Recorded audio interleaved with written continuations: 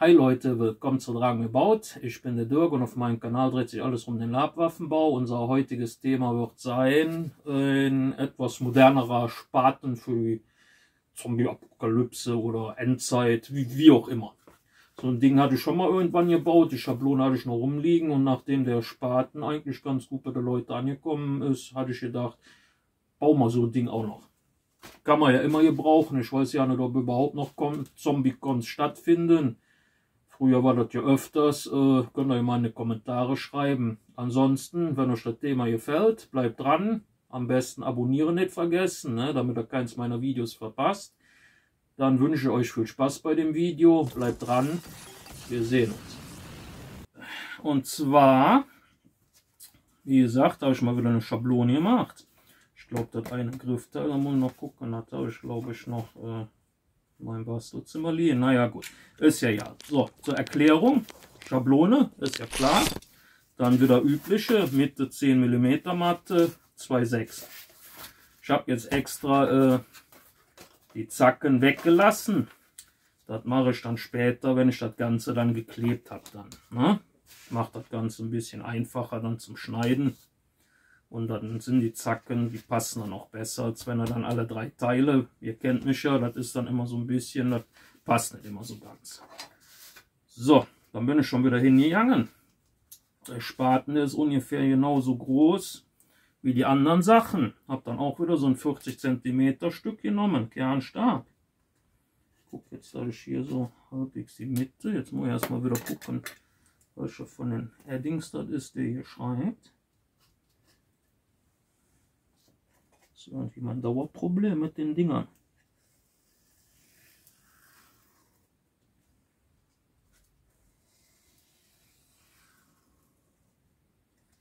So, sieht man so halbwegs.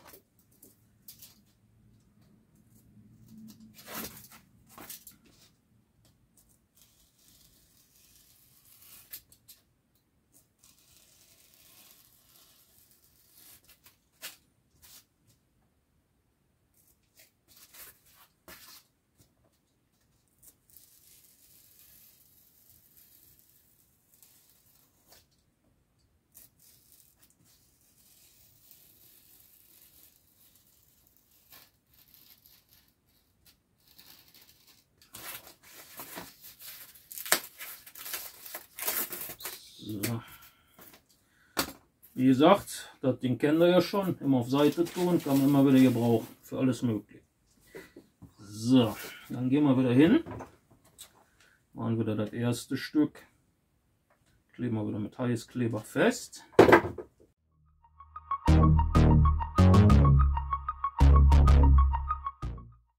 Müssen wir das Ganze noch ein bisschen abkühlen lassen. Das tun wir erstmal auf Seite. Und dann nehmen wir uns eine Zeitung. Weil jetzt fangen wir nämlich an, mit Farbtext den Spitzenschutz einzukleben. Eine schöne Zeitung benutzen. Ne? Damit eure Unterlagen nicht so total einsaut. So. Gucken. Da habe ich schon ein bisschen was vorbereitet. 2 längere, die kommen unten rein. 2 größere oben. Und das Ganze wird dann nachher dann noch mit Fliegengitter ein bisschen verstärkt. So, schauen wir mal. Das sieht gut aus. Machen wir, dass das schön vernünftig Platz ist.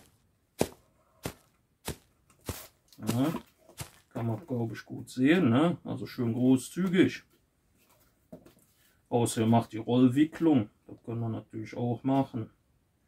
So, gucken wir mal. Hier könnt ihr natürlich hingehen, da das so weit nach vorne, aber ich bin am Überlegen. Ich werde das Ganze hier noch mit der Schere ein bisschen anecken. Ja. Dann habt ihr hier noch ein bisschen mehr Platz. Nach hinten mache ich das auch, aber in einem längeren. So.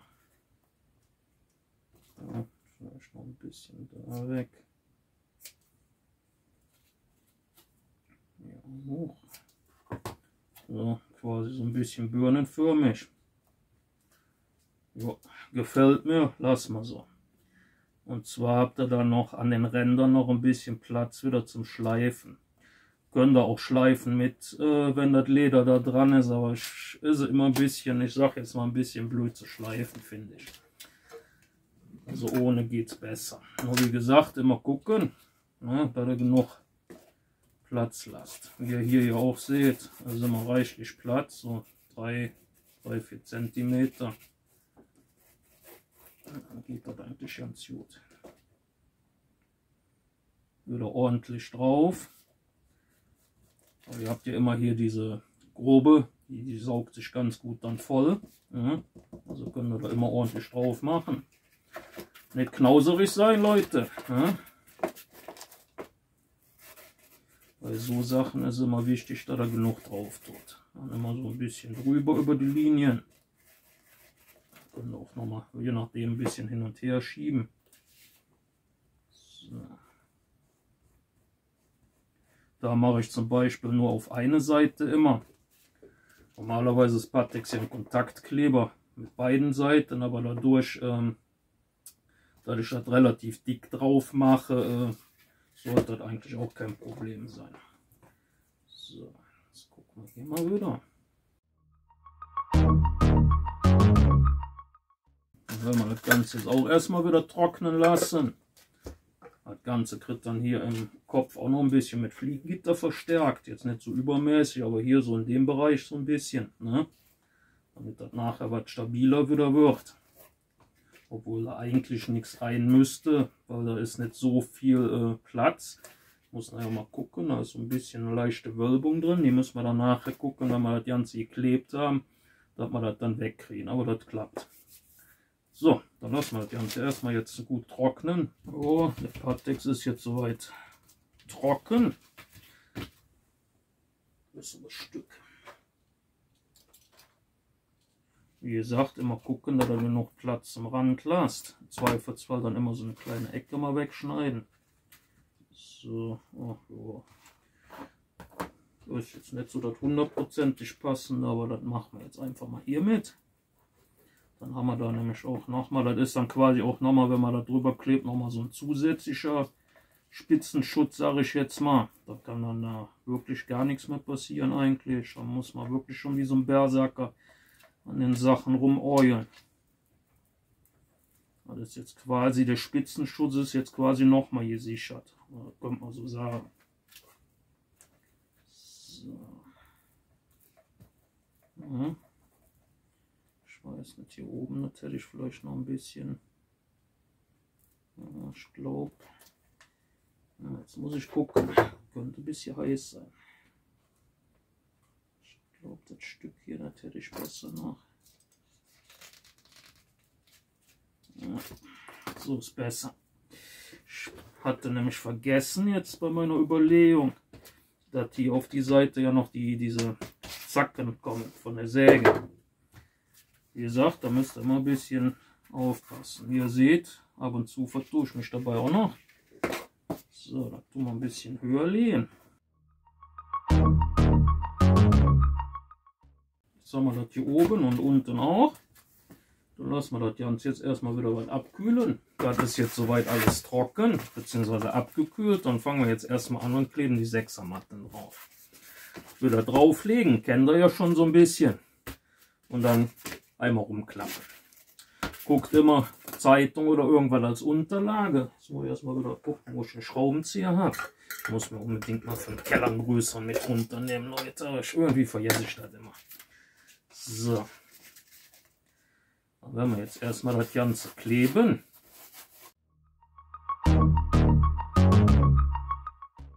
Das sieht doch schon gut aus. Dann lassen wir das Ganze jetzt erstmal wieder antrocknen. So, die erste Seite habe ich jetzt schon drauf geklebt gehabt. Das ist jetzt quasi schon die zweite.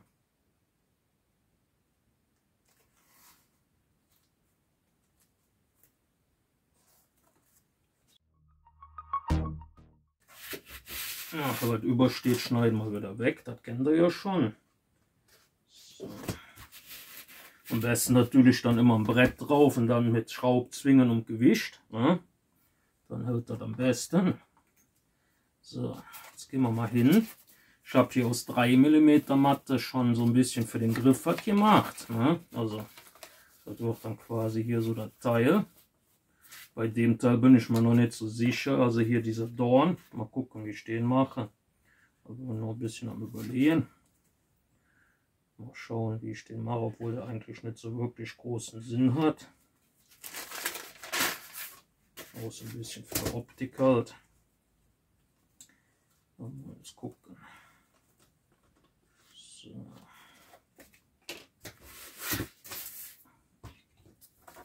Ich glaube, das Ganze werde ich auch mit Pateks ankleben.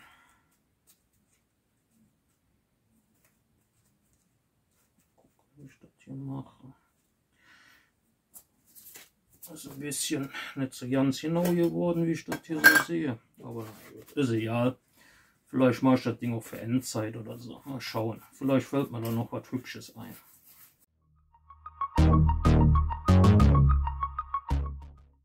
Das Ganze, das geht jetzt unter ein paar Bretter drunter, damit das vernünftig angedrückt wird. Und dann geht es dann weiter, wenn alles trocken ist. Das Ganze ist jetzt trocken. Jetzt gehen wir erstmal hin und schneiden erstmal alles ab, was übersteht. Also hier bei dem Teil, da habe ich wirklich extrem viel überstehen. Also das war jetzt irgendwie, keine Ahnung. Aber naja, gut.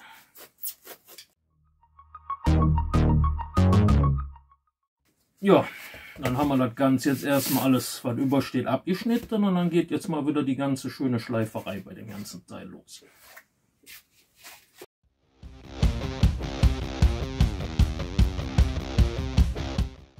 Gröbste ist jetzt schon mal runter.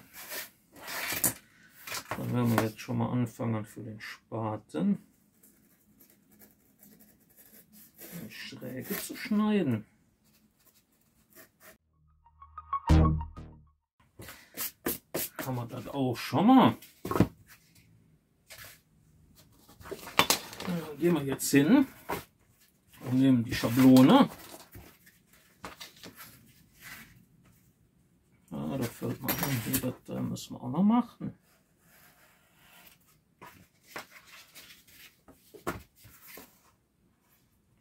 Jede Leute, für so was ist eine Schablone gut, ne? Damit ihr nicht vergesst, wo ihr lang schnibbeln müsst.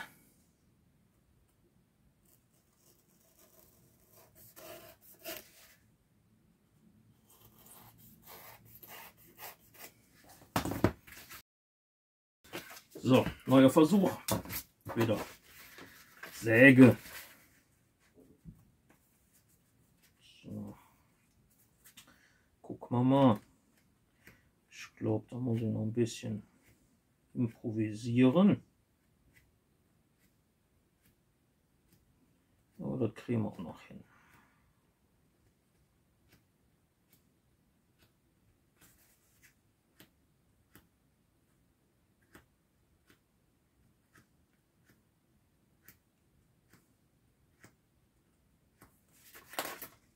So, jetzt haben wir hier die Zähne drauf. Das ist jetzt nicht das ganze Stück, aber ist egal. Machen wir mal so.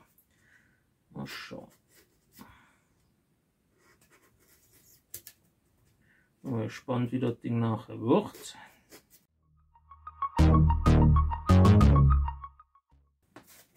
So, dann haben wir das jetzt schon mal hier, das Sägeblatt.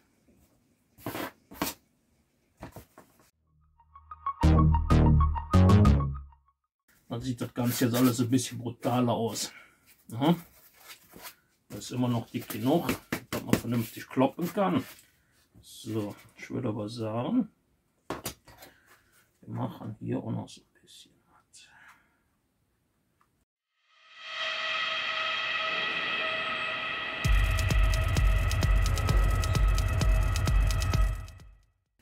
Soweit haben wir das Ding jetzt. Jetzt werden wir das Ganze, weil das ein bisschen größer ist, beim Heißluftföhn glätten.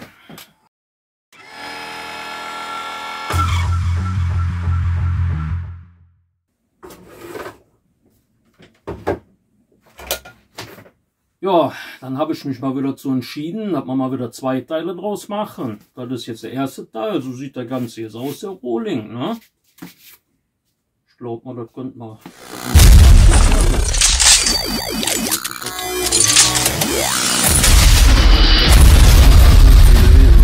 Die Serie wäre dann hier ein bisschen kurz geworden. Naja, gut. Ja, dann hoffe ich mal, das ganze Projekt gefällt euch mal wieder. An alle, die noch nicht abonniert haben, denkt dran, Abo nicht vergessen, kostet nichts und ihr seid immer auf dem neuesten Stand, was meine Projekte angeht. An alle anderen, freut mich, dass ihr mich abonniert und so fleißig meine Videos guckt. Dann sehen wir uns bei einem meiner nächsten Teile. Wünsche ich noch ein schönes Wochenende. Wir sehen.